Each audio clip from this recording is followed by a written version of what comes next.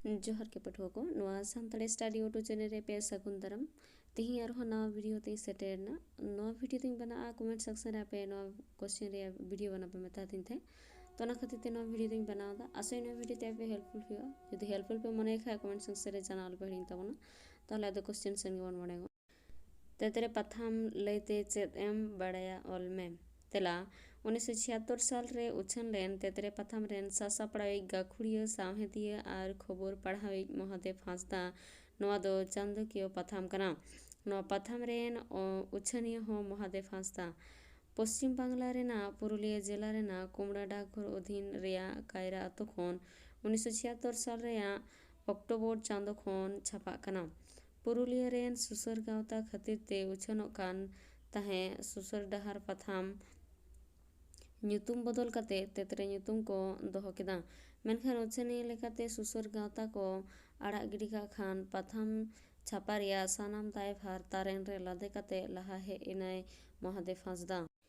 पथाम उछन और सापड़ाव रेना सानाम लेकाना दायभार हताव कते अड़ी नपाय ते कामी केदा मेन गानोआ सानताड़ी साहेब चाचाव रेया तेतरे पथाम दो माइलस्टोन कना चेदा से नोआ पथाम तलाते सानताड़ी साहेब अरु फेराव कना जस्ती कायते अनोढ़े रे लगतियाना कहानी और अनोढ़े उछन सदर कना नोआ तेतरे पथाम तलाते सेरेंग अनोढ़े कहानी गामाम जात्रा गालोच चिठी साकम साहेब रेना अड़ीगान चांगड़ा नोआ रे ठावे ᱧᱟᱢ कदा पुष्ट सही छापा बुद्धि ज्ञान ते सपड़ाव ओलबेल रेना गुणन मान सानाम सहित ते सानताड़ी साहेब दो अड़ी मारांग चितर कना नितो रेन अड़ी आयमा गखुड़ान अनोलिया अनोढ़िया को नोआ तेतरे पथाम तलाते लहा से ताड़ाम रेना को रिका लेदा साहेब रेना आयमा चांगड़ा रेया धारे पासे अड़ी आयमा खबर को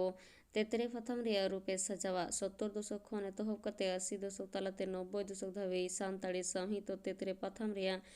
दामान सामहरा को आंजमोआ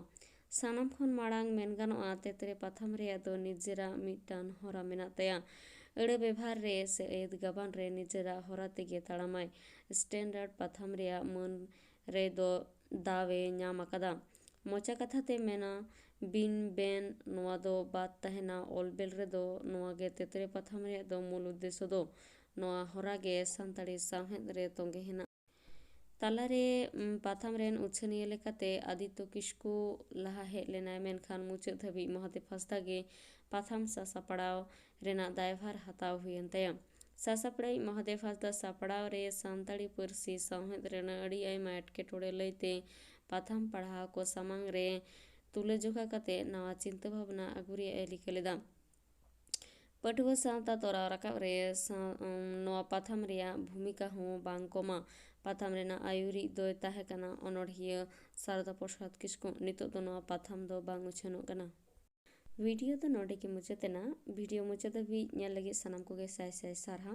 जहां नवा वीडियो फेसबुक रे पे ᱧᱮᱞ तबना उनको तो फेसबुक पेज फॉलो तबन पे और जहां नवा वीडियो यूट्यूब रे पे ᱧᱮᱞ तबना उनको तो जुदी वीडियो पे कुसिया खान जास्ती खन जास्ती लाइक शेयर और चैनल दो सब्सक्राइब तबन पे।